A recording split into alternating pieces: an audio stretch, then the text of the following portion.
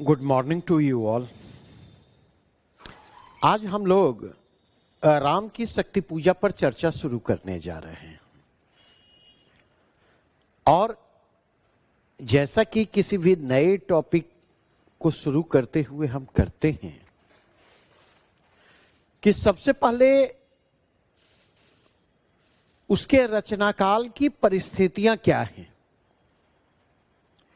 तदयुगीन राष्ट्रीय परिदृश्य क्या है, तदयुगीन अंतर्राष्ट्रीय परिदृश्य क्या है, राष्ट्रीय परिदृश्य में राजनीतिक परिदृश्य क्या है, सामाजिक सांस्कृतिक परिदृश्य क्या है, आर्थिक परिदृश्य क्या है और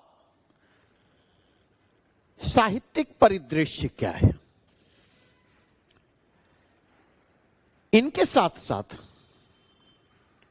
हम रचनाकार की सामाजिक पारिवारिक पृष्ठभूमि की भी चर्चा करते हैं, क्योंकि जब इस पृष्ठभूमि के आलोक में, और यहां पर यह चीज ध्यान रखेंगे कि ये तमाम चर्चाएं रचना के परिप्रेक्ष्य में होती हैं, जिन पहलुओं की रचना के संदर्भ में प्रासंगिकता है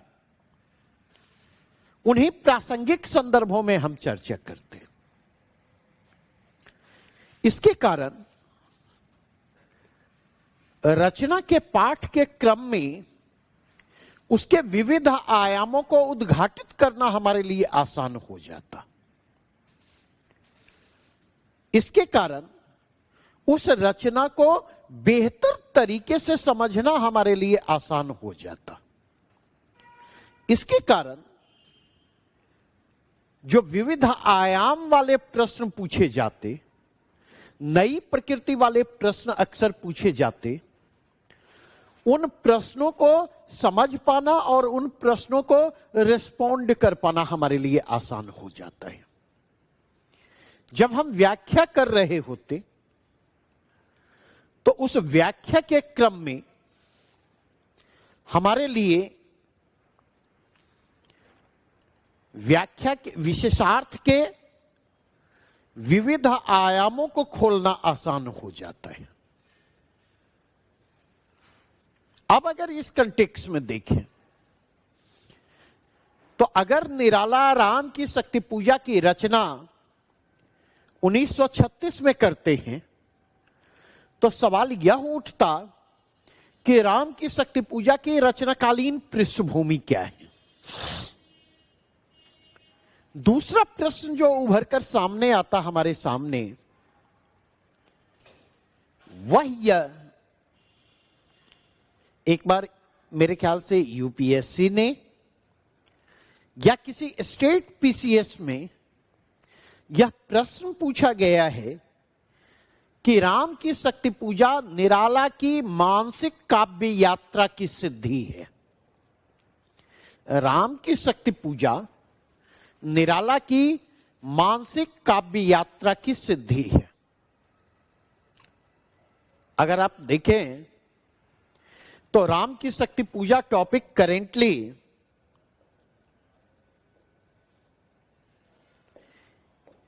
यूपीएससी में भी है,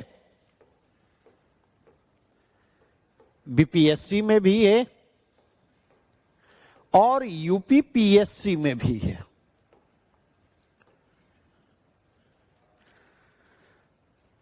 हिंदी साहित्य का जो यूपीएससी का पुराना सिलेबस था, उस पुराने सिलेबस में देखेंगे सरोज स्मृति भी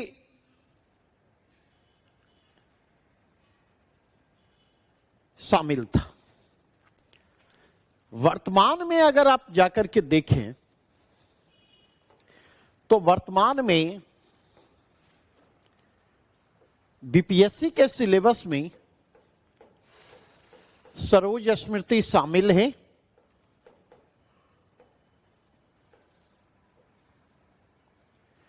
लेकिन यूपीएससी के सिलेबस में सरोज स्मृति शामिल नहीं है।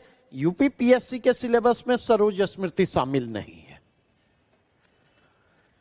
यूपीएससी ने नए सिलेबस में सरोज स्मृति की जगह निराला की कविता कुकुरमुत्ता को शामिल किया है।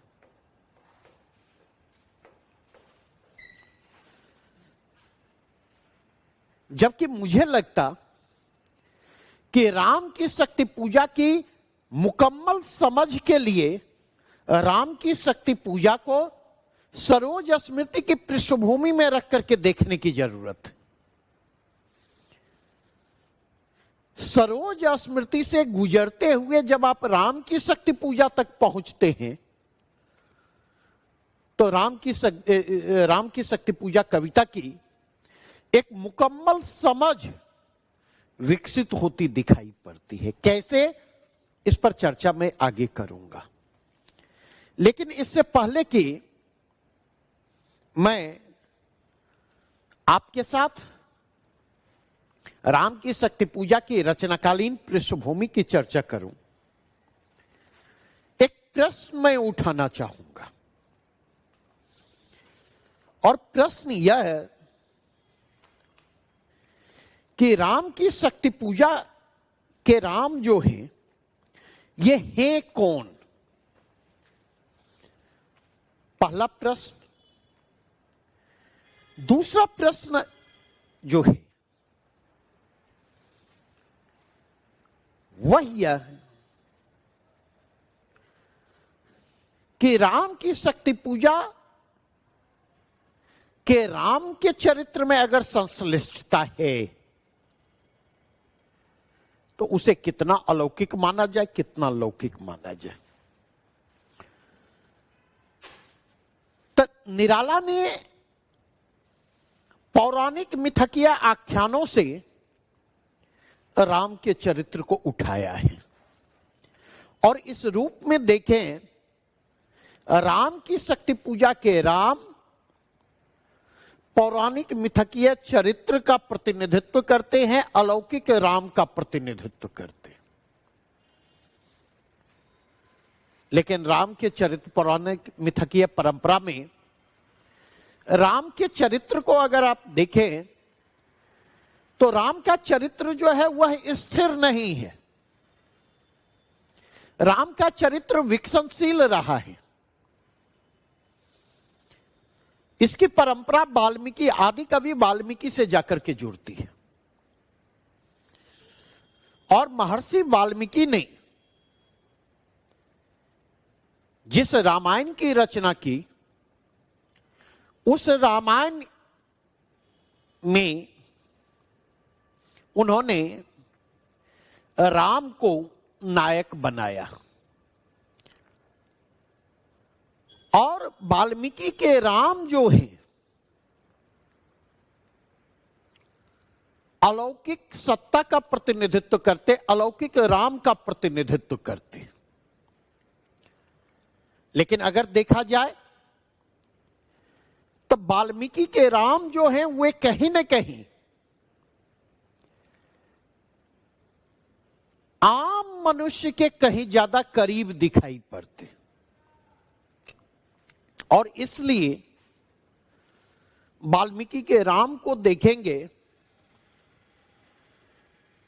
तो वे अपनी अच्छाइयों के साथ साथ कमजोरियों के साथ भी उपस्थित होते। इसीलिए देखेंगे वाल्मीकि के रामायण में शंभुक वध की भी आपको चर्चा मिलेगी और वाल्मीकि के रामायण में अगर आप जाएं तो धोबी के कहने पर राम के द्वारा सीता के त्याग का निर्णय भी आपको दिखेगा। लेकिन तुलसी तक आते आते वाल्मीकि के राम का चरित्र परिवर्तित होता है। तुलसी ने वाल्मीकि के राम को मर्यादाओं से बांधने की कोशिश की और इसलिए तुलसी के यहां आकर वाल्मीकि के राम मर्यादा पुरुषोत्तम राम में तब्दील हो जाते और इस क्रम में वाल्मीकि के राम के जो कुछ पक्ष थे, वाल्मीकि के राम में जो मानव सुलभ कमजोरियां थीं, तुलसी राम के उस पौराणिक मिथकीय चरित्र की उन कमजोरियों के चित्रण से परहेज करते। इसलिए तुलसी के यहां अगर आप जाकर के देखें तो तुलसी के यहां आपको न तो संबुक वध प्रकरण की चर्चा मिलेगी, ना ही तुलसी के यहां राम के द्वारा सीता के परित्याग की चर्चा मिलेगी। लेकिन फिर भी देखिए, मतलब वाल्मीकि के राम की तुलना तुलसी के राम का के व्यक्तित्व का अलौकिक पक्ष कहीं ज्यादा मुखर दिखाई पड़ेगा। वे दोष रहित चरित्र के रूप में उभरकर सामने आते हैं। लेकिन यहां पर इस बात को ध्यान रखेंगे, तुलसी ने भी इस बात का विशेष ख्याल रखा कि उनके राम में कम से कम इतनी मानव सुलभ कमजोरियां जरूर मौजूद रहें ताकि आम लोग उनके साथ कनेक्ट कर पाएं। और इसलिए देखें, कई प्रकरण आपको दिखेंगे तुलसी के रामचरितमानस में जो तुलसी के राम को हमारे आपके करीब लाते हैं और उनसे कनेक्ट होने का आधार तैयार करते हैं। जैसे सीताहरण प्रकरण में देखें, सीता की खोज में राम वन वन मारे फिरते हैं। सीता की खोज करते राम विलाप की मुद्रा में, पशुओं पक्षियों को संबोधित करते हुए वे कहते हैं कि हे खग, हे मृग, हे मधुकर श्रेणी, क्या तुमने देखी सीता मृग नहीं। और सीता हरण के प्रसंग में ही नहीं, अगर आप देखें राम रावण युद्ध के दौरान जब लक्ष्मण को शक्तिमान लगता, जब लक्ष्मण मूर्छित होते हैं, तो ऐसी स्थिति में आप देखेंगे राम के भीतर लक्ष्मण को खो देने का भय जन्म लेता। राम के माथे पर एक कलंक आने वाला है। राम विलाप की मनोदशा में है और विलाप की मनोदशा में वो कहते हैं कि जो जनते वन बंधु बिछोहु पिता वचन मनते नहीं ओहु, कि यदि मैं यह जानता कि वन जाने पर मुझे अपने प्रिय बंधु से बिछुड़ना पड़ेगा, पिता के वचन को मानने की स्थिति में मुझे अपने प्रिय बंधु से बिछड़ना पड़ेगा, तो शायद मैं पिता की बात नहीं मानता। और ये बातें उस राम के द्वारा की जा रही हैं जिस राम ने पिता के वचन की रक्षा के खातिर स्वेच्छा से 14 वर्ष के वनवास को स्वीकार किया। यह बात उस राम के द्वारा की जा रही है जो राम उस रघुकुल के गौरव हैं, जिस रघुकुल के बारे में मिथकीय किंवदंती है कि रघुकुल रीति सदा चली जाई, रघुकुल रीति सदा चली आई, प्राण जाए बरुवचन न जाई। रघुकुल की, जिस रघुकुल की यह परंपरा आरंभ से ही चली आ रही है कि भले ही दिए गए वचन की रक्षा की खातिर अपने प्राण देने पड़े, प्राण चले जाए, लेकिन उनके वचन कभी खाली नहीं जाते। वे राम ऐसा कह रहे कि जो जनते वन बंधु बिछोहु पिता वचन मनते नहीं हो। अगर इस परिप्रेक्ष्य में आप जाकर के देखें तुलसी के राम का चरित्र, तुलसी के राम का व्यक्तित्व डाइल्यूट होता है आधुनिक काल में आकर। आधुनिक काल में जब आप पहुंचते तो गुप्त जी साकेत की रचना करते। यद्यपि साकेत की मूल संकल्पना उर्मिला को केंद्र में, उर्मिला जो लक्ष्मण की पत्नी थी, उर्मिला को केंद्र में रखकर विकसित की गई थी। लेकिन और आज भी देखें साकेत के 2 सर्ग उर्मिला पर केंद्रित है। लेकिन बाद में अगर आप देखें तो साकेत की मूल संकल्पना परिवर्तित होती है और राम केंद्र में आ जाते हैं। तो अगर आप गुप्त जी के राम को देखें तो गुप्त जी के राम अलौकिकता के केंचुल को उतारकर पौराणिक मिथकीय राम से दूर होने की कोशिश करते हैं। अलौकिकता के केंचुल को उतारकर लौकिक धरातल पर उपस्थित होने की कोशिश करते हैं और इस क्रम में वे आधुनिक मानव के करीब आते हैं।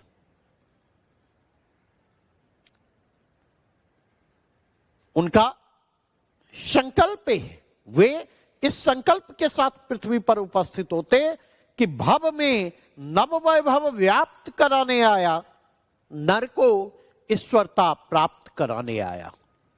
भव में नव वैभव व्याप्त कराने आया, नर को ईश्वरता प्राप्त कराने आया। संदेश यहां नहीं मैं स्वर्ग का लाया, इस भूतल को ही स्वर्ग बनाने आया। गुप्त जी के राम किसी पैगंबर की भांति स्वर्ग के संदेश को लेकर के उपस्थित नहीं होते।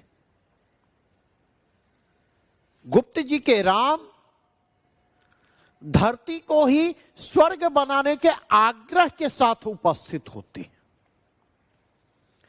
और धरती को स्वर्ग में तब्दील करने का वह आग्रह कहीं न कहीं आधुनिक चेतना से परिचालित है। उसके मूल में आधुनिकता मौजूद है, आधुनिक सोच मौजूद है और इसलिए गुप्त जी की नजर जब अपने राम पर पड़ती है तो वे अपने राम से यह प्रश्न कर उठते, राम तुम मानव हो, राम तुम मानव हो, ईश्वर नहीं हो क्या? विश्व में रमे हुए हर कहीं नहीं हो क्या? तब मैं निरीश्वर हूं, ईश्वर क्षमा करे, तुम ना रमो तो मन तुम में रमा करे। तो गुप्त जी जब अपने राम को देखते तो वे आशंकित हो उठते। राम के चरित्र और व्यक्तित्व की अलौकिकता को लेकर उनके मन में संदेह पैदा होता और वे राम से, अपने राम से वे यह प्रश्न कर उठते और निराला तक आते आते देखें तो निराला के राम और तुलसी के राम को आप 2 छोर पर रख सकते। तुलसी के राम का चरित्र और व्यक्तित्व अलौकिक है और तुलसी ने अपने राम के अलौकिक व्यक्तित्व में बस इतनी ही मानव सुलभ कमजोरियों का समावेश किया है कि वे मनुष्य के आसपास दिखे, वे मनुष्य के आसपास प्रतीत हो, ताकि पाठक उनसे कनेक्ट कर सके। लेकिन निराला के यहां अगर आप देखें तो तुलसी के राम के अलौकिक व्यक्तित्व में जितनी मात्रा में मानव सुलभ कमजोरियों का समावेश है, तुलसी के राम के निराला के राम के व्यक्तित्व में उतनी ही अलौकिकता का समावेश है। जब निराला के राम की शक्ति पूजा से हम गुजरेंगे तो निराला के राम अलौकिक राम से बहुत अधिक दिखेंगे। जब हम निराला के राम की शक्ति पूजा से गुजरेंगे तो निराला के राम जो हैं वे हमें अपनी तरह दिखेंगे। जिस तरह हम परेशान होते, जिस तरह हम अंतर्द्वंदों से घिरते हैं, जिस तरह हमारे सामने जो है, जिस तरह हमारे सामने किंग कर्तव्य विमूढ़ता की स्थिति जन्म लेती, मतलब यह हमें समझ में नहीं आता कि क्या करें क्या नहीं करें, कुछ वैसी ही मनोदशा में राम भी दिखाई पड़ेंगे। वे भी पराजय की आशंका से घिरते हैं, निराशा और हताशा उन्हें भी घेरती है। पराजय की आशंका से वे भी त्रस्त होते हैं। निरर्थकता बोध, व्यर्थता बोध, आत्मधिक्कार बोध जिस तरह हमें और आपको ग्रसता है, उसी तरह निराला के राम को भी ग्रसता है। हां, बीच बीच में कहीं कहीं वे पाठकों को राम के व्यक्तित्व की अलौकिकता का आभास देकर आश्वस्त करने की कोशिश करते हैं कि पाठक घबराएं नहीं, पाठक चिंता ना करें। पाठक को वे उनके अलौकिक व्यक्तित्व का आभास देकर के संभालने की कोशिश करते हैं। और इसीलिए निराला के राम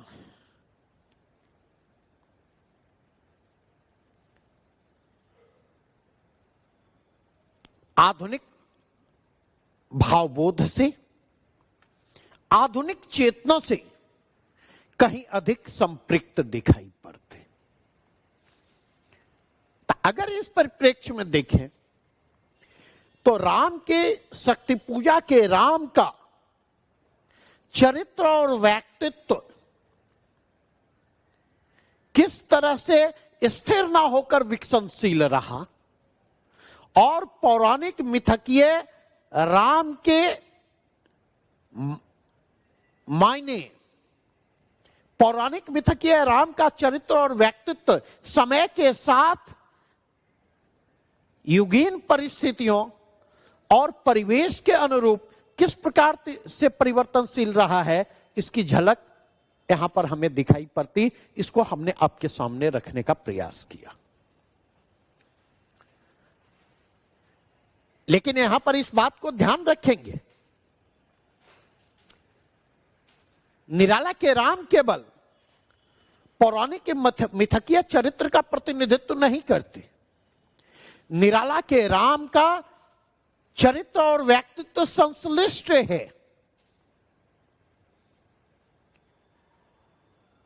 अलौकिकता निराला के राम के व्यक्तित्व के एक पक्ष है, एकमात्र पक्ष नहीं। राम की शक्ति पूजा से गुजरते हुए कई बार आपको महसूस होगा कि निराला के राम जो हैं स्वयं निराला का प्रतिनिधित्व करते हैं और राम के माध्यम से राम की शक्ति पूजा में निराला का ही आत्मसंघर्ष व्यंजित हुआ है। कल रात हमने 2 वीडियो ग्रुप में डाले हैं। एक महादेवी वर्मा जी का 1987 में एक इंटरव्यू लिया गया था कुबेर दत्त के द्वारा, और मुझे यह लगता है कि शायद यह महादेवी वर्मा जी का लास्ट इंटरव्यू रहा हो, क्योंकि शायद जुलाई के आसपास 1987 में महादेवी जी की मृत्यु होती है वह महादेवी जी का इंटरव्यू। लेकिन उस इंटरव्यू को से जब गुजरेंगे आप, उस इंटरव्यू को जब आप समझेंगे, तो उससे निराला के चरित्र और निराला के व्यक्तित्व को समझने में आपको मदद मिलेगी। उस स्थिति में आपको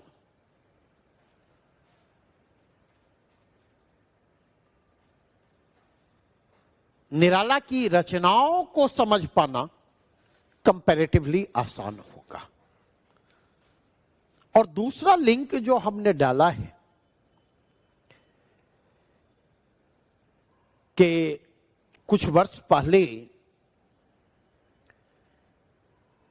एबीपी न्यूज पर महाकवि के नाम से एक साप्ताहिक कार्यक्रम शुरू हुआ था। मेरे ख्याल से 10 या 11 एपिसोड हुए थे।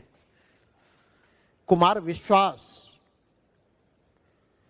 उस प्रोग्राम के एंकर की भूमिका थे और महाकवि के हर एपिसोड में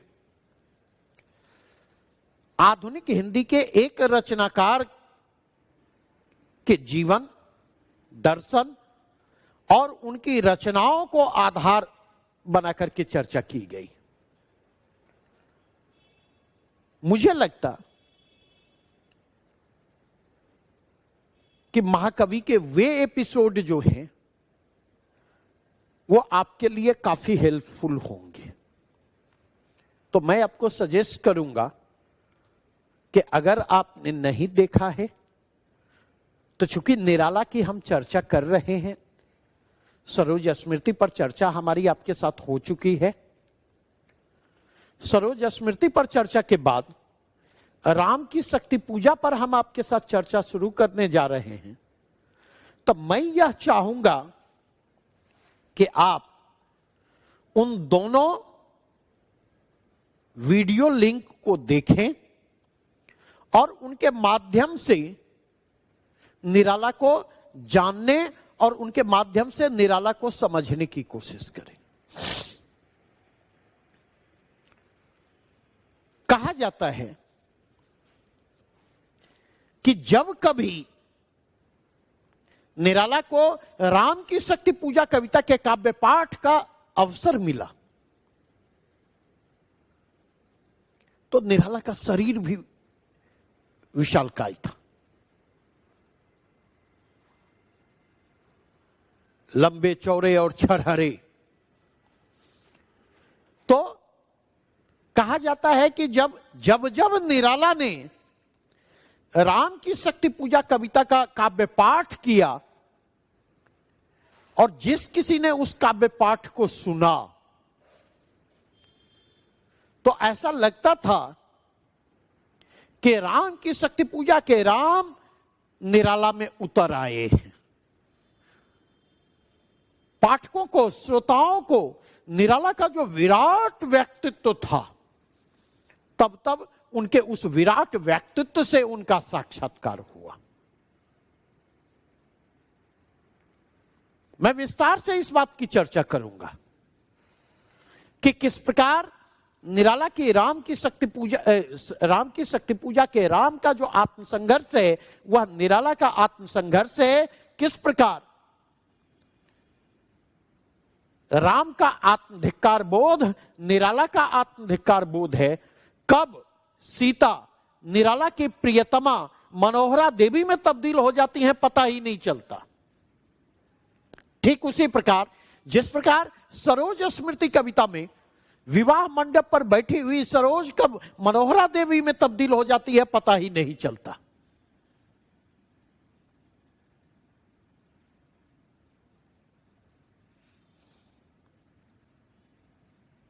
जो YouTube लिंक डाला है उसमें महादेवी जी ने कहा, क्योंकि निराला के बारे में यह धारणा थी कि निराला मानसिक विक्षिप्तता के शिकार हो गए थे। तो महादेवी वर्मा जी ने कहा है कि जब वे पहुंचती हैं एक मनोचिकित्सक के पास, निराला के ब्यौरे क्यों रखती, तो उस मनोचिकित्सक ने कहा कि दरअसल निराला उस मोड़ पर पहुंच चुके हैं जहां पर वे कल्पना को ही सच मानने लगते। उन्होंने कहा कि कई बार जब साहित्यकार की साहित्यिक चेतना उदात्त हो और वह अपने उत्कर्ष पर पहुंचे, तो उसी स्थिति में वह साहित्य को जीने लगता है और कल्पना को ही यथार्थ मानने लगता है। निराला की समस्या यही थी। निराला ने कल्पना को अपने यथार्थ के जीवन में जीने की कोशिश की और यही निराला होने की त्रासदी है। तो अगर इसके परिप्रेक्ष्य में देखें तो बार बार राम की शक्ति पूजा से गुजरते हुए शक्ति पूजा के राम में निराला का आत्म प्रक्षेप आपको दिखाई पड़ेगा।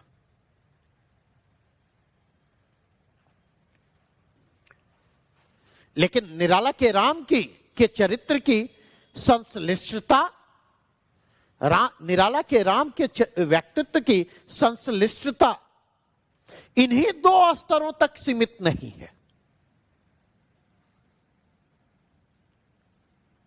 बल्कि निराला के राम निराला के युग नायक गांधी का भी प्रतिनिधित्व करते हुए आते। और जब निराला के राम निराला के युग नायक गांधी का प्रतिनिधित्व करते हैं तो शक्ति पूजा में राम का संकट गांधी के संकट में तब्दील होता है। राम की निराशा और हताशा गांधी की निराशा और हताशा का प्रतिनिधित्व करती हुई आती है। और इस पृष्ठभूमि में राम के द्वारा शक्ति की मौलिक कल्पना जो की जा रही है, शक्ति की वह मौलिक कल्पना जो है वह गांधी के अहिंसात्मक सत्याग्रह की संकल्पना का प्रतिनिधित्व करती हुई आती है। और उतना ही नहीं, निराला के शक्ति पूजा के राम के चरित्र और व्यक्तित्व का एक और स्तर है जहां पर निराला आधुनिक मध्य वर्ग के प्रतिनिधि चरित्र के रूप में आते हैं। उनकी दुविधा, उनकी आशंका, उनकी निराशा, उनकी हताशा, उनका आत्मधिक्कार बोध मध्य वर्ग के हर उस व्यक्ति की निराशा, हताशा, आशंका और आत्मधिक्कार बोध के रूप में तब्दील होता हुआ दिखाई पड़ता, जो अमानवीय हो चुकी परिस्थितियों के बीच मानवीय मूल्यों के साथ जीने की कोशिश कर रहा है। और जो अमानवीय हो चुकी परिस्थितियों के बीच मानवीय मूल्यों के साथ जिंदा रहने की कोशिश करता हुआ लगातार टूटता जा रहा है, लगातार बिखरता जा रहा है। तो अगर राम की शक्ति पूजा की मुकम्मल समझ विकसित करना चाहते तो राम के चरित्र के ये जो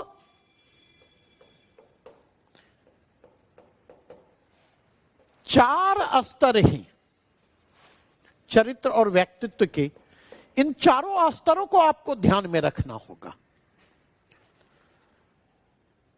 अगर इन चार स्तरों को आप ध्यान में नहीं रखेंगे तो आपकी परेशानियां बढ़ेंगी। अब अगर इसके परिप्रेक्ष्य में हम आगे बढ़ें और एक और चीज ध्यान में रखने की जरूरत है, क्या? तो अगर शक्ति पूजा के राम के चरित्र के 4 स्तर हैं, तो स्वाभाविक तौर पर उस स्थिति में जाकर के देखें तो अन्य चरित्रों के भी एकाधिक स्तर होंगे और घटनाओं के भी एकाधिक संदर्भ होंगे। अब मैं वापस आता हूं किस पर?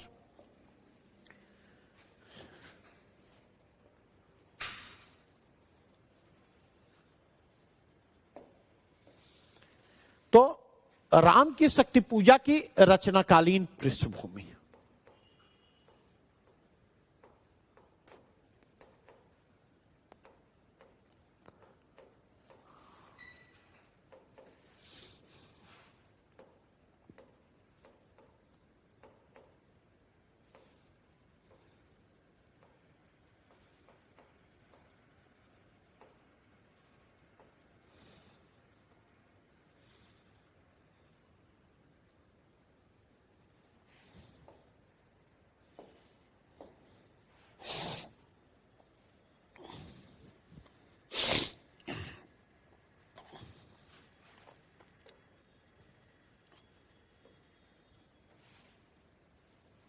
पहला डायमेंशन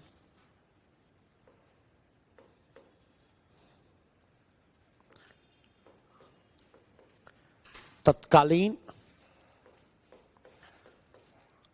राष्ट्रीय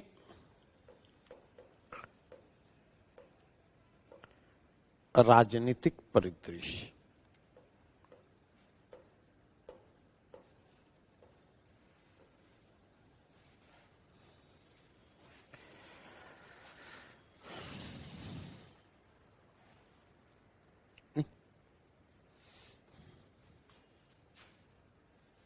अगर आप देखें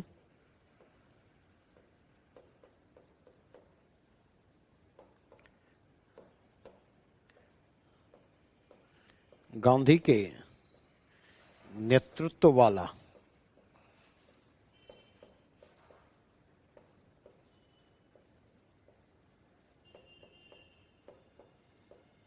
राष्ट्रीय आंदोलन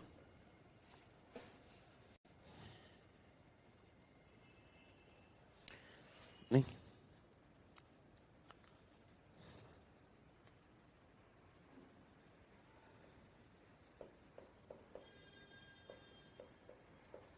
क्रांतिकारी राष्ट्रवादी आंदोलन का दूसरा चरण और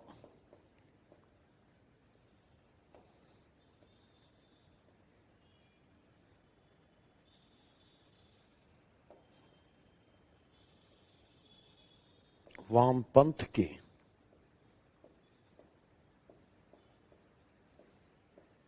नेतृत्व वाली धारा।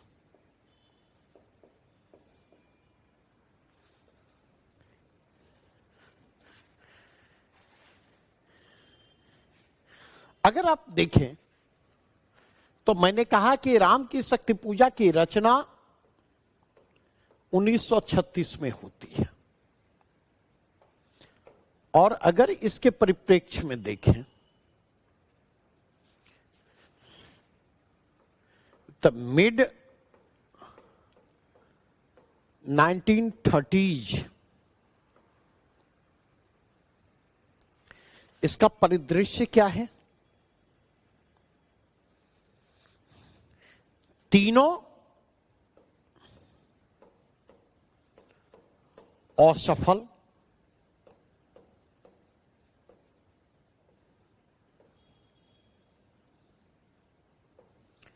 और यह असफलता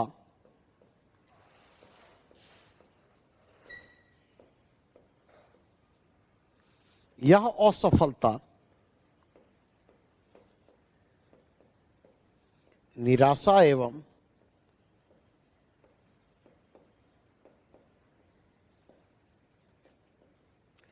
हताशा को जन्म देना।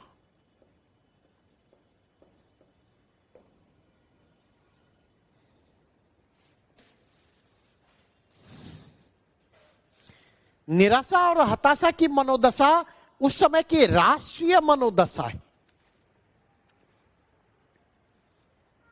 और इसकी पृष्ठभूमि में अगर आप देखें, इसकी पृष्ठभूमि में क्या पाते?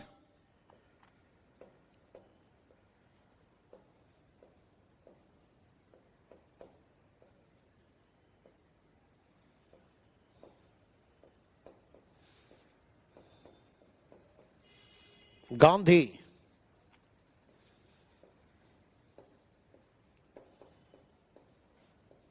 अहिंसक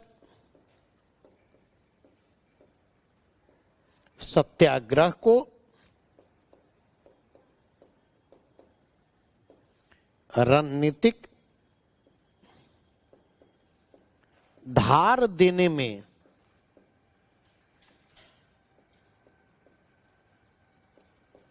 लगी है। इसको समझिएगा।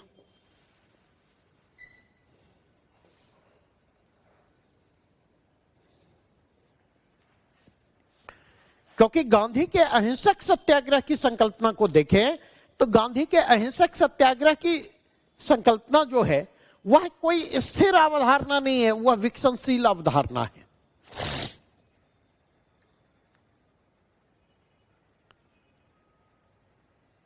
अगर आप देखें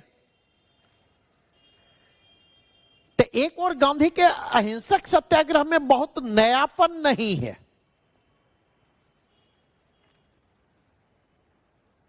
क्योंकि यह निष्क्रिय प्रतिरोध जिसकी बात तिलक करते थे, पैसिव रेसिस्टेंस, यह पैसिव रेसिस्टेंस का ही विकसित रूप है। बस फर्क यह है कि तिलक के निष्क्रिय प्रतिरोध की जो अवधारणा है उसमें नकारात्मकता है, उसमें प्रतिक्रिया भाव की प्रधानता है, जबकि गांधी के अहिंसक सत्याग्रह की अवधारणा जो है वह सकारात्मक संकल्पना है। तिलक का निष्क्रिय प्रतिरोध निर्बलों का अस्त्र है, जबकि गांधी के अहिंसक सत्याग्रह की जो संकल्पना है वह निर्बलों का नहीं, यह सबलों का अस्त्र है। क्योंकि इसके लिए आत्मबल की जरूरत होती है, बिना आत्मबल के अहिंसक सत्याग्रह के रास्ते पर चलना संभव नहीं। पहली बात।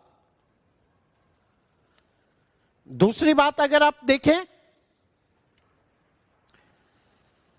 गांधी के लिए अहिंसा के मायने क्या है? क्या गांधी के लिए अहिंसा का मतलब कायरता है? क्या गांधी के अहिंसक होने के संदेश की व्याख्या कायर होने के संदेश के रूप में की जा सकती? नहीं। गांधी के लिए अहिंसक होना कायर होना नहीं था, क्योंकि गांधी ने एकाधिक अवसरों पर कहा कि अगर अहिंसा कायरता का रूप लेने लगे तो ऐसी स्थिति में मैं हिंसक होने का विकल्प चुनूंगा।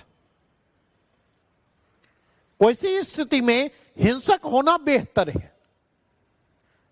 तो इतना तो स्पष्ट है कि गांधी की अहिंसा कायरता नहीं है। तीसरी बात, गांधी के अहिंसात्मक सत्याग्रह की संकल्पना, जिस तरह निराला के राम शक्ति पूजा में जामवान की सलाह पर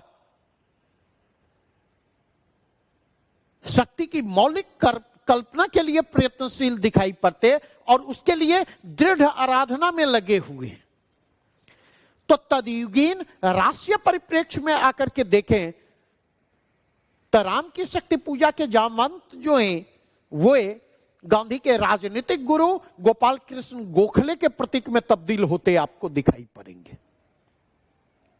निराला के राम गांधी के प्रतीक में तब्दील होते दिखाई पड़ेंगे और जामवान की सलाह पर राम शक्ति की जिस मौलिक कल्पना के लिए प्रयत्नशील है, शक्ति की वह मौलिक कल्पना गांधी के अहिंसक सत्याग्रह की संकल्पना में तब्दील होती दिखाई पड़ती।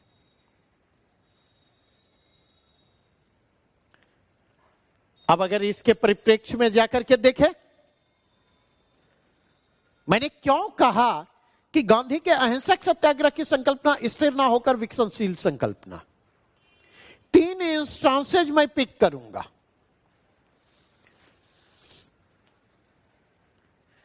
देखें, गांधी के देश में गांधी को समझने में चूक हुई और भगत सिंह के देश में भगत सिंह को समझने में चूक हुई।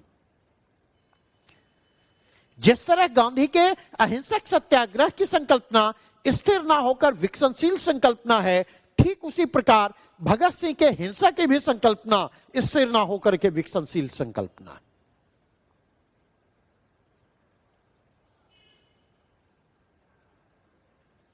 जिस तरह अहिंसक सत्याग्रह की बात करते करते गांधी 1942 में करो या मरो का आह्वान करते और हिंसा को जस्टिफाई करते दिखाई पड़ते, ठीक उसी प्रकार भगत सिंह हिंसा की बात करते करते अपने जीवन के अंतिम चरण में हिंसा से मोहभंग के शिकार होते और अहिंसा की बात करते हुए आते।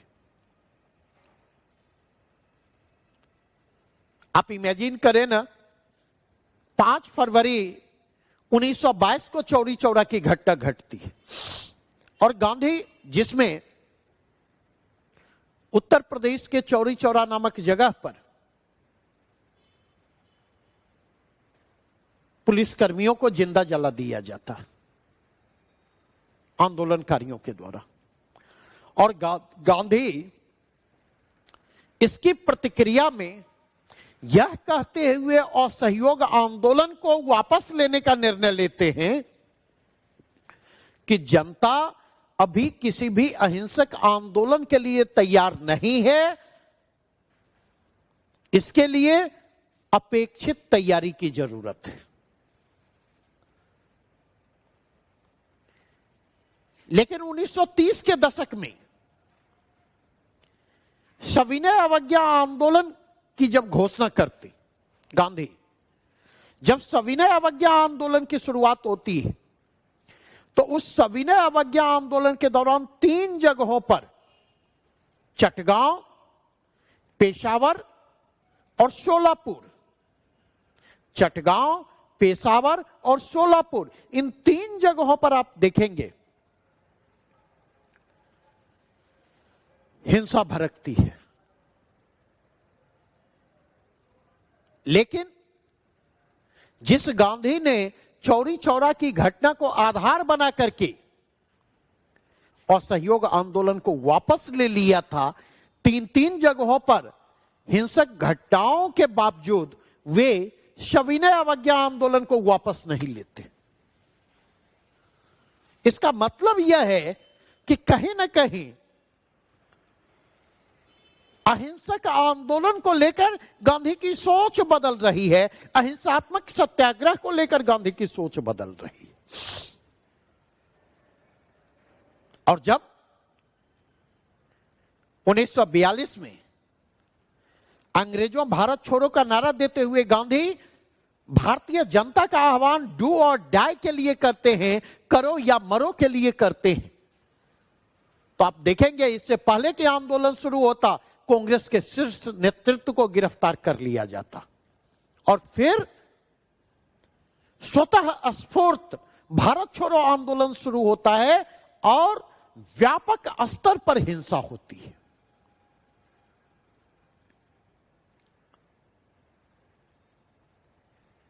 तो अंग्रेज पत्रकार थे लुई फिशर। लुई फिशर के माध्यम से अंग्रेजों ने गांधी पर दबाव निर्मित करने की कोशिश की कि वे भारत छोड़ो आंदोलन के दौरान फैली हुई हिंसा की निंदा करें और उसे रोकने का आह्वान करें। जब लुई फिशर गांधी के इंटरव्यू के लिए पहुंचते हैं तो वे गांधी पर प्रश्नों के माध्यम से दबाव बनाने की कोशिश करते, उनके अहिंसक सत्याग्रह का हवाला देते हुए भारत छोड़ो आंदोलन के दौरान फैली हुई हिंसा की निंदा करने की गांधी से गुजारिश करते और गांधी अंग्रेजी चाल को समझते हुए उसकी निंदा करने से इनकार करते हैं। गांधी उसकी निंदा करने से इनकार ही नहीं करते, बल्कि भारत छोड़ो आंदोलन की हिंसा को गांधी जस्टिफाई करते हैं, यह कहते हुए कि यह औपनिवेशिक दमन की प्रतिक्रिया में उपजी हुई हिंसा है, इसलिए यह उचित है। तो कहने का तात्पर्य कि जिस तरह निराला के राम शक्ति पूजा में शक्ति की मौलिक कल्पना में लगे हुए हैं, ठीक उसी प्रकार यही वह दौर था जिस दौर में एक मौलिक शक्ति की एक मौलिक कल्पना निराला के युग नायक गांधी के द्वारा भी की जा रही थी, अहिंसक सत्याग्रह के रूप में। और गांधी ने अहिंसक सत्याग्रह के रूप में, क्योंकि दोनों के सामने चुनौतियां सिमिलर थी, निराला के राम के सामने भी चुनौती है, किसकी?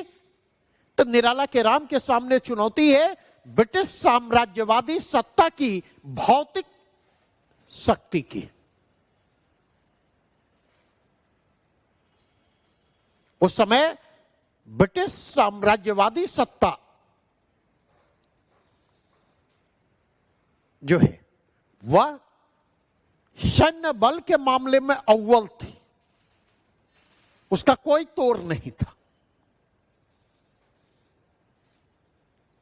ठीक उसी प्रकार जिस प्रकार राम के सामने भी जो चुनौती जो है रावण की भौतिक शक्ति की है,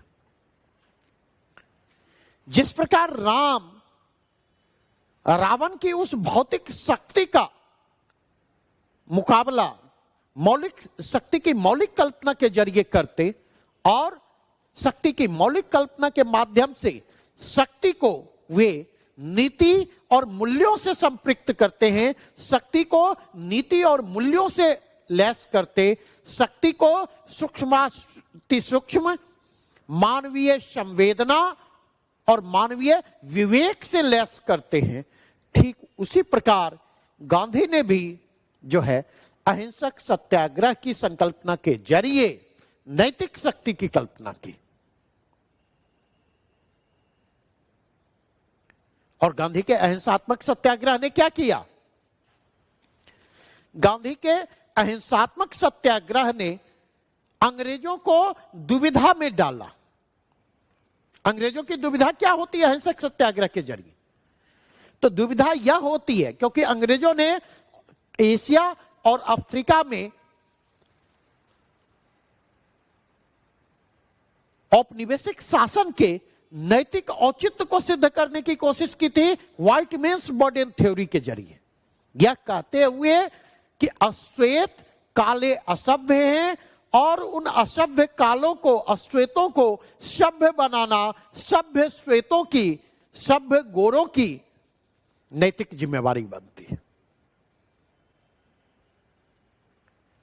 तो इस अहिंसात्मक सत्याग्रह की संकल्पना के जरिए एक नैतिक दुविधा गांधी उत्पन्न करते, क्योंकि अगर ब्रिटिश सैन्य शक्ति को चुनौती दी जाती भौतिक शक्ति के धरातल पर, सैन्य क्षमता के धरातल पर, तो बड़ी आसानी से वो उसे कुचल डालने की स्थिति में होती। जैसा कि आप देखेंगे क्रांतिकारी राष्ट्रवादी आंदोलन को दोनों चरणों में कुचला गया।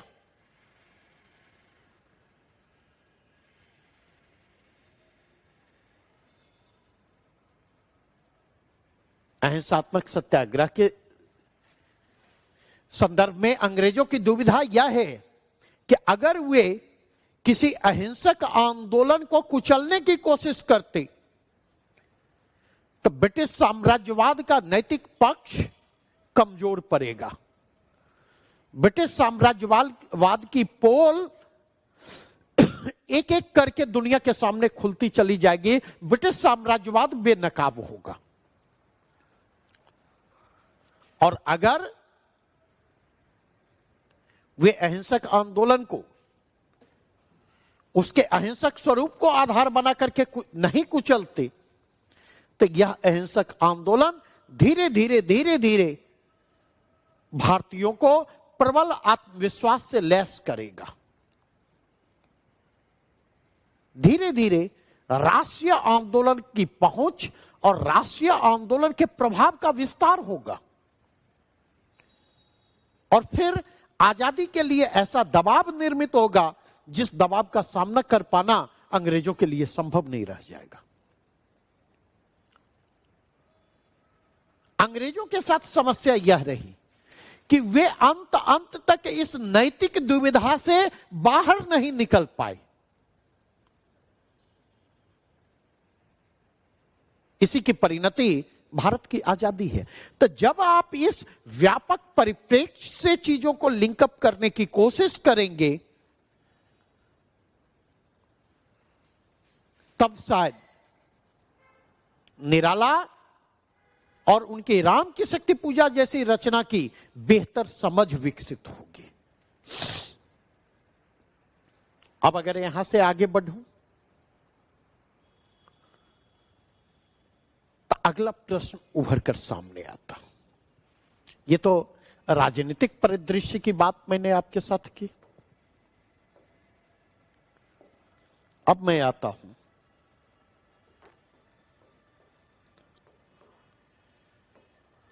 तत्कालीन सामाजिक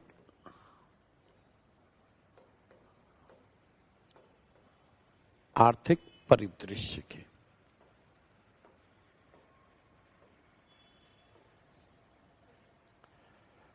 सामाजिक सांस्कृतिक परिदृश्य के।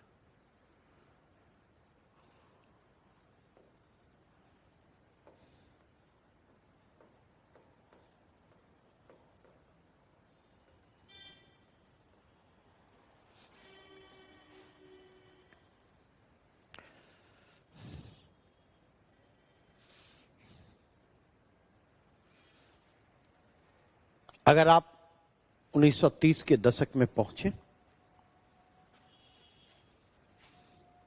तो पहली चीज आप पाएंगे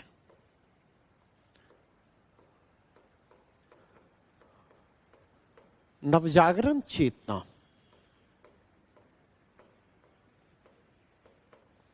का उत्कर्ष।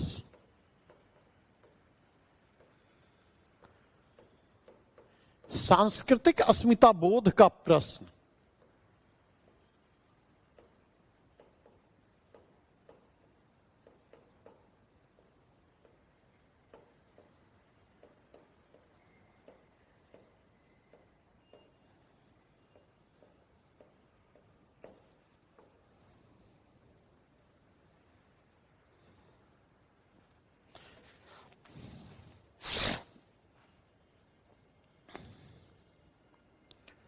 और यह जो सांस्कृतिक अस्मिता बोध है, यह जो सांस्कृतिक अस्मिता बोध है, सांस्कृतिक अस्मिता बोध का यह प्रश्न जो है वह निराला के यहां भी मुखर दिखेगा।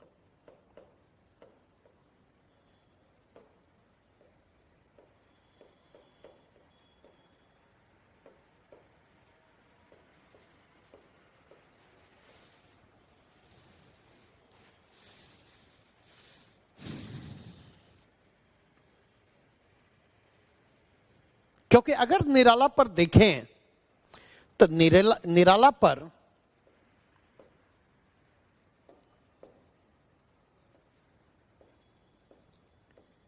विवेकानंद के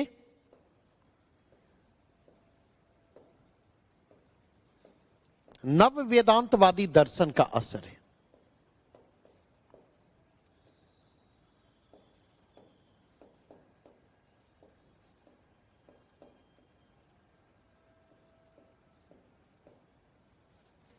यहां पर ध्यान रखेंगे, यहां पर मैं आपके साथ नव वेदांतवाद की बात कर रहा हूं।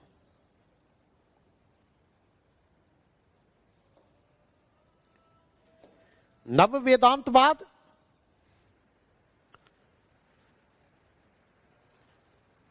जिसके मूल में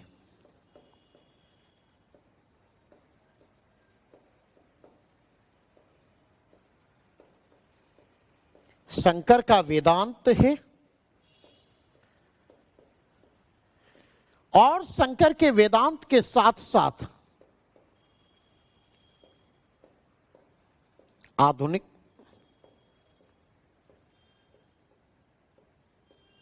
मानवतावादी चेतना है।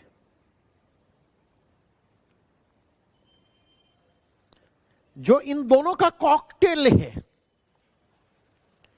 और इसलिए इस नव वेदांतवाद के संदर्भ जितने अलौकिक हैं उतने ही लौकिक। निराला के ऊपर विवेकानंद के नव वेदांतवादी दर्शन का असर है और इसलिए अगर आप देखें, इसीलिए अगर आप जाकर के देखें तो आप क्या पाते? दार्शनिक अस्मिता बोध का प्रश्न भी मुखर है।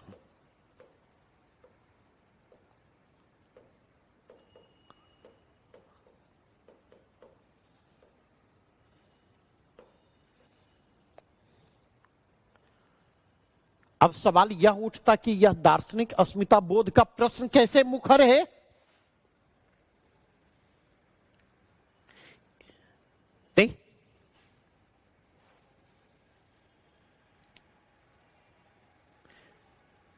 तो यह दार्शनिक अस्मिता बोध का प्रश्न मुखर है हार्दिकता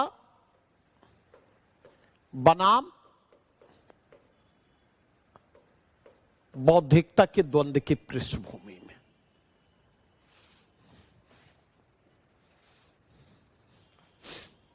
दार्शनिक अस्मिता बोध का प्रश्न मुखर है हार्दिकता बनाम बौद्धिकता के द्वंद्व की पृष्ठभूमि में,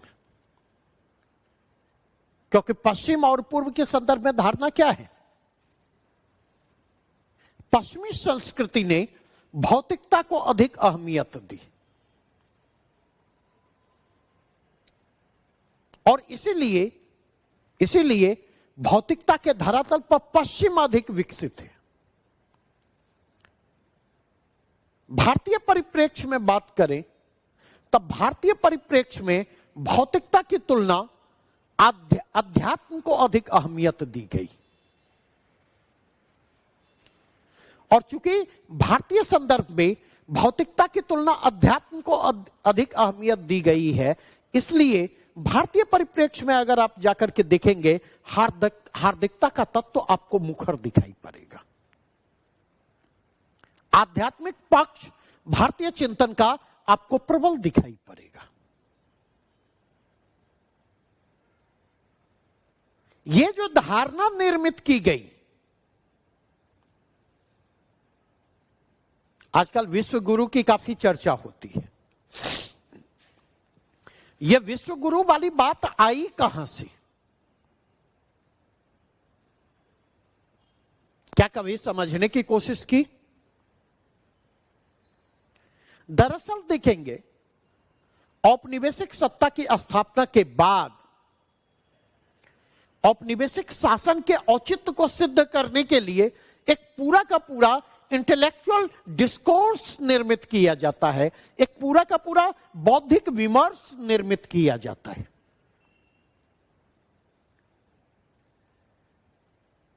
जिस बौद्धिक विमर्श के जरिए भारतीयों के ध्यान को भटकाने की कोशिश की गई, जिस भौतिक विमर्श के जरिए भारतीयों को डाइवर्ट करने का प्रयास किया गया, अंग्रेजों ने कहना शुरू किया कि देखें आप तो धर्म और अध्यात्म के मामले में हमेशा से आगे रहे हैं। धर्म और अध्यात्म के मामले में आपने पूरी दुनिया को आगे का रास्ता दिखाया, उसका पथ प्रदर्शन किया, आपने मार्गदर्शक की भूमिका निभाई। धर्म और अध्यात्म के मामले में तो आप विश्व गुरु रहे। अंग्रेजों का ऐसा कहना था, अंग्रेजों के इस प्रशंसा ने के कारण हम फूल के कुप्पा हो जाते, आह्लादित हो जाते। हम इसके पीछे जो अंग्रेजी चाल थी, उस अंग्रेजी चाल को हम नहीं समझ पाए। दरअसल इसके माध्यम से अंग्रेज यह बतलाना चाहते थे कि धर्म और अध्यात्म के मामले में आप विश्व गुरु रहे हैं तो खुद को धर्म और अध्यात्म के मामले तक ही सीमित रखें। शासन और प्रशासन जैसे भौतिक विषय आपके बस की बाहर की बात है। भौतिक मामलों में शासन और प्रशासन के विषय में पश्चिम आपसे आगे रहा है और इसलिए शासन और प्रशासन जैसे मामलों को उनके जिम्मे छोड़ दिया जाए। प्रकारांतर से देखें तो यह अंग्रेजी चाल भारतीय शासन और प्रशासन में भारतीयों की अक्षमता की ओर इशारा करती है, भौतिक मामलों में भारतीयों के असामर्थ्य की ओर इशारा करती है। यह अकारण नहीं है कि निराला 1936 में राम की शक्ति पूजा लेकर उपस्थित होते और 1936 में ही प्रसाद कामायनी को लेकर के उपस्थित होते। निराला ने राम की शक्ति पूजा के माध्यम से सांस्कृतिक अस्मिता की तलाश को एक सार्थक मोड़ दिया है। प्रसाद ने कामायनी के माध्यम से सांस्कृतिक अस्मिता की तलाश को एक सार्थक परिणति दी है। निराला और प्रसाद क्रमशः राम की शक्ति पूजा और कामायनी के माध्यम से दार्शनिक अस्मिता की तलाश को आगे बढ़ाते। दार्शनिक अस्मिता का प्रश्न सांस्कृतिक अस्मिता के प्रश्न से संबद्ध है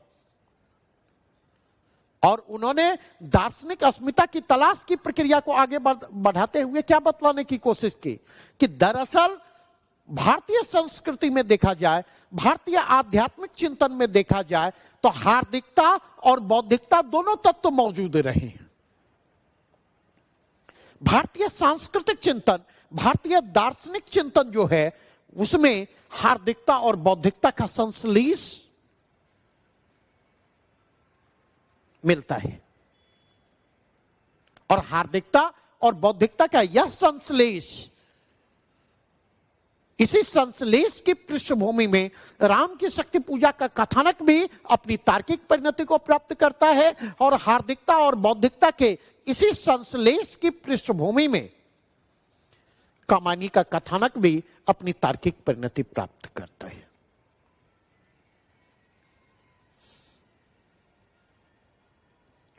दूसरा कंटेक्स्ट अगर आप जाकर के देखें,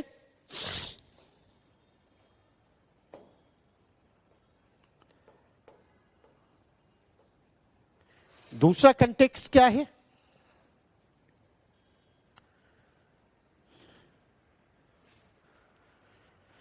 तो उस समय का जो सामाजिक सांस्कृतिक परिदृश्य है,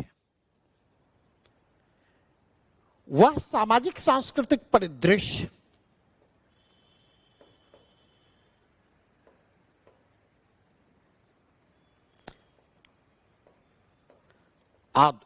आधुनिकता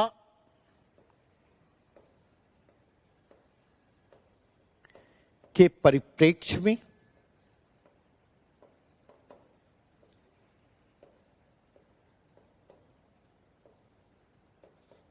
पुनर्परिभाषित होना।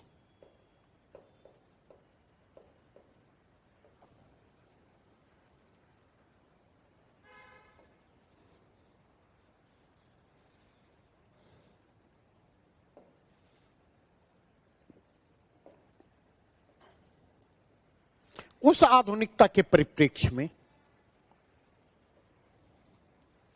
जिस आधुनिकता के केंद्र में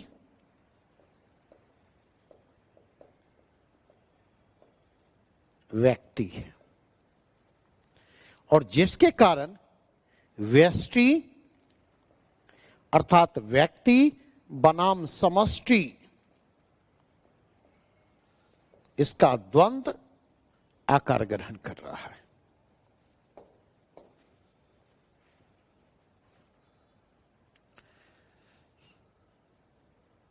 विस्तार से तो हमारी चर्चा होगी, लेकिन यहां पर इस बात को ध्यान रखें, शक्ति पूजा में आकर के देखें, शक्ति पूजा के राम की चिंता क्या है?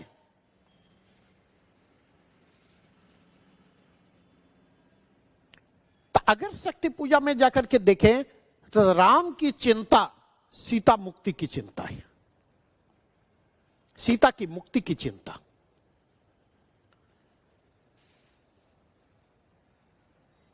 और इस रूप में शक्ति पूजा के राम के लिए यह व्यक्तिगत प्रश्न है कि कैसे पत्नी सीता को अपहर्ता रावण के चंगुल से मुक्त करवाया जाए। यह प्रश्न वैश्विक का प्रश्न है। लेकिन क्या शक्ति पूजा के राम की चिंता महज सीता की मुक्ति की चिंता है? जैसे ही राम और रावण का द्वंद्व व्यक्तिगत न रहकर रामत्व और रावणत्व के सनातन द्वंद्व में तब्दील होता है,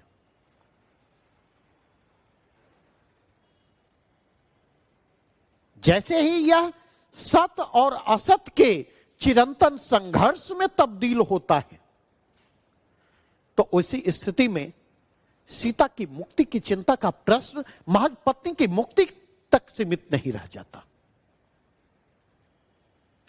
वैसी स्थिति में सीता की मुक्ति का प्रश्न जो है विश्व में व्याप्त रावण जय से मुक्ति के प्रश्न में तब्दील हो जाता है। और जैसे ही सीता की मुक्ति का प्रश्न विश्व में व्याप्त रावण जय से मुक्ति के प्रश्न में तब्दील हो जाता, वैसे ही यह व्यष्टिगत चिंता समष्टिगत चिंता में तब्दील हो जाती है।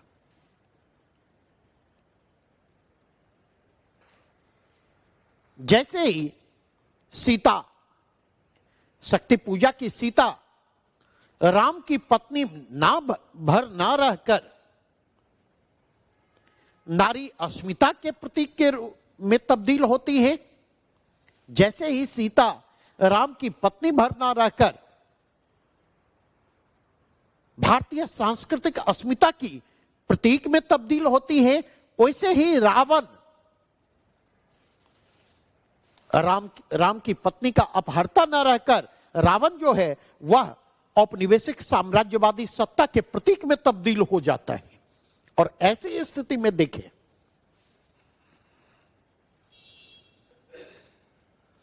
सीता की मुक्ति की चिंता भारत माता की मुक्ति की चिंता में तब्दील हो जाती है, राष्ट्र की मुक्ति की चिंता में तब्दील हो जाती। तो कब व्यष्टिगत प्रश्न, कब वैयक्तिक चिंता सामाजिक चिंता में तब्दील हो जाती, कब व्यष्टिगत प्रश्न जो है समष्टिगत प्रश्न में तब्दील हो जाते हैं, पता ही नहीं चलता।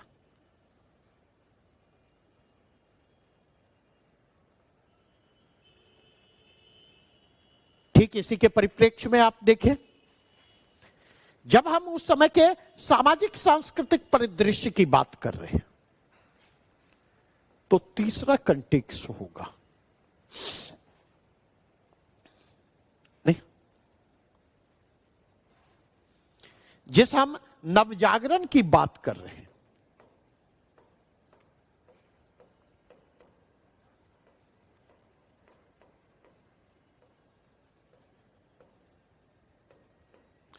नवजागरण की जो सामाजिक चिंताएं हैं, इन सामाजिक चिंताओं के केंद्र में है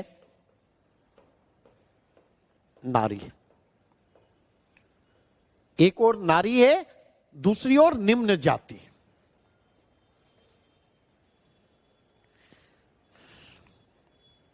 अगर आप इस परिप्रेक्ष्य में देखें,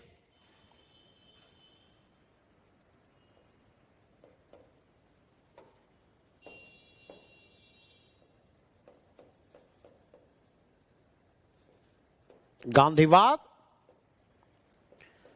और नारी मुक्ति का प्रश्न,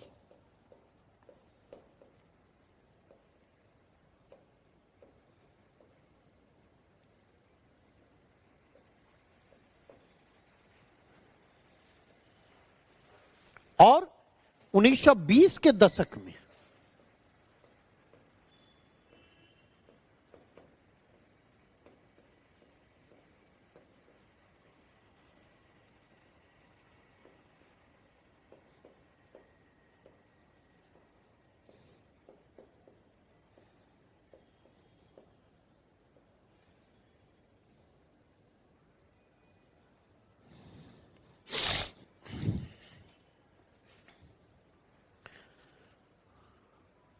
अगर आप देखें,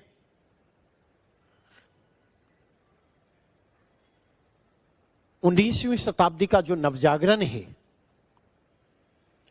19वीं शताब्दी का जो सामाजिक धार्मिक सुधार आंदोलन है, उस सामाजिक धार्मिक सुधार आंदोलन के केंद्र में देखें, उसकी सामाजिक चिंताओं के केंद्र में देखेंगे तो दो समूह दिखाई पड़ेंगे, निम्न जाति और स्त्री। राजा राम मोहन राय को देखें,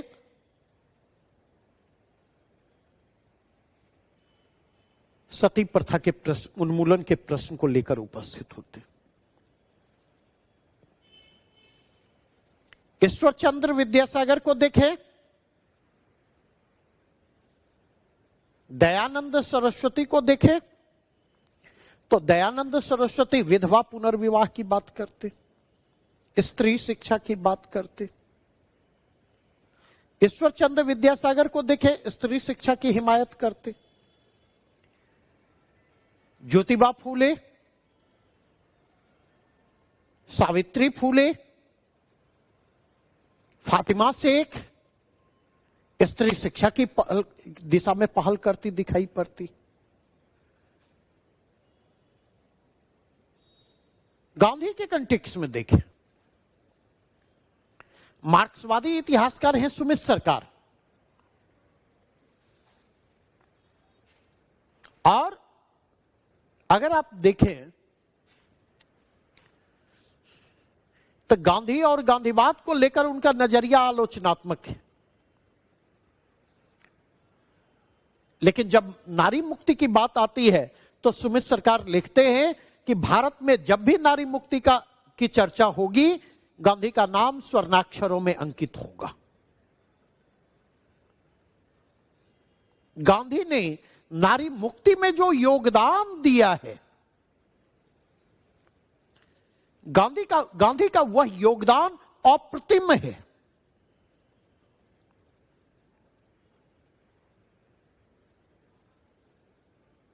भारतीय नारियों की मुक्ति के मार्ग को जो गांधी ने प्रशस्त किया, क्योंकि गांधी एक और अहिंसक सत्याग्रह की संकल्पना को लेकर उपस्थित होते, अहिंसक आंदोलन की कल्पना करते, और गांधी के द्वारा अहिंसक आंदोलन की जो कल्पना की गई, उसने राष्ट्रीय आंदोलन में एक समूह के रूप में, एक समुदाय के रूप में स्त्रियों की व्यापक भागीदारी का आधार तैयार किया, महिलाओं की व्यापक भागीदारी का आधार तैयार किया।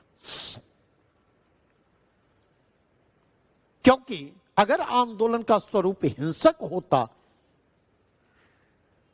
तो छिटपुट संदर्भों को छोड़ दें, इतने व्यापक स्तर पर महिलाओं की भागीदारी संभव नहीं होती।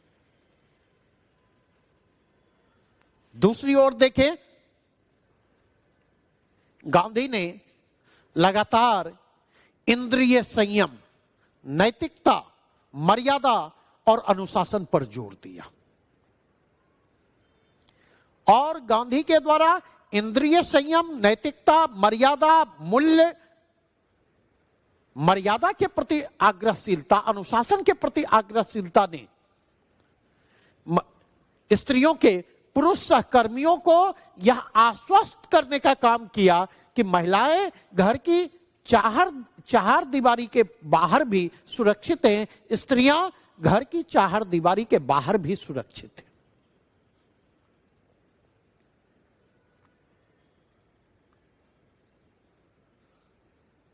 इसके कारण घर की चौखट को लांघना महिलाओं के लिए संभव हो सका और घर की चौखट को लांघकर महिलाओं के द्वारा सामाजिक गतिविधियों में, राष्ट्रीय गतिविधियों में भागीदारी संभव हो सकी।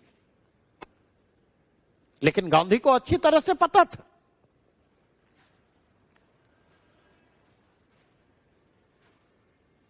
कि स्त्रियों की आत्मनिर्भरता के बिना, नारी की आर्थिक आत्मनिर्भरता के बिना नारी मुक्ति का कोई भी स्वप्न साकार नहीं हो सकता। गांधी के चरखे को देखें, गांधी के चरखे का सांकेतिक महत्व है, लेकिन यदि गांधी के चरखे को महिलाओं के संदर्भ में देखा जाए तो गांधी का चरखा महिलाओं के संदर्भ में आर्थिक स्वावलंबन का प्रतीक है।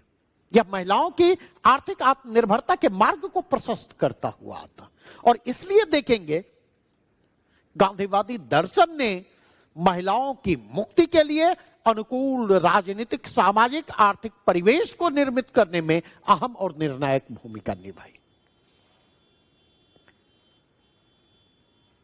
अगर एक समूह के रूप में असहयोग आंदोलन के दौरान महिलाओं की व्यापक भागीदारी मिलती है तो 1920 के दशक के आरंभ में ही देखेंगे जो महिलाएं एक और राष्ट्रीय आंदोलन में बढ़ चढ़कर हिस्सा ले रही हैं, तो दूसरी ओर वे नारीवादी आंदोलनों का आधार भी तैयार कर रही हैं। दूसरी ओर नारियों से संबंधित मुद्दों को लेकर आंदोलन में भी सक्रिय हो रही हैं, उसके लिए भी संगठन तैयार कर रही हैं।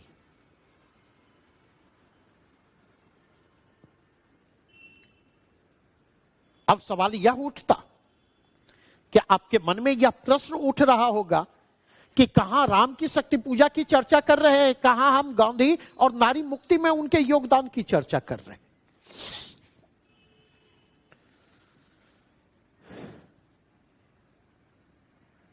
हिंदी के एक बड़े आलोचक हैं नंद किशोर नवल जी। निराला पर उनका बहुत अच्छा काम है, पिछले साल गुजर गए। नंद किशोर नवल जी ने सरोज स्मृति और राम की शक्ति पूजा की व्याख्या एक भिन्न संदर्भों में की। उन्होंने कहा है कि अगर सरोज स्मृति निराला के पुत्री प्रेम की कविता है तो राम की शक्ति पूजा पत्नी प्रेम की कविता है। और एक कदम आगे यहां से बढ़ते हुए उन्होंने कहा कि दरअसल राम की शक्ति पूजा कविता की जो मूल चिंता है वह नारी मुक्ति की चिंता है। पत्नी की मुक्ति का प्रश्न नारी मुक्ति के प्रश्न में यहां पर तब्दील हो रहा है। सीता नारी अस्मिता के प्रश्न में तब्दील हो रही। अब उनकी इस व्याख्या से कितना सहमत हुआ जाए, कितना असहमत हुआ जाए, यह एक अलग प्रश्न है। लेकिन हमारे लिए यह महत्वपूर्ण प्रश्न है कि उनकी यह व्याख्या, नवल जी की यह व्याख्या राम की शक्ति पूजा कविता के एक नए आयाम को उद्घाटित करती है। और अगर यह राम की शक्ति पूजा कविता के एक नए आयाम को उद्घाटित करती है तो निश्चय ही यह इस कविता में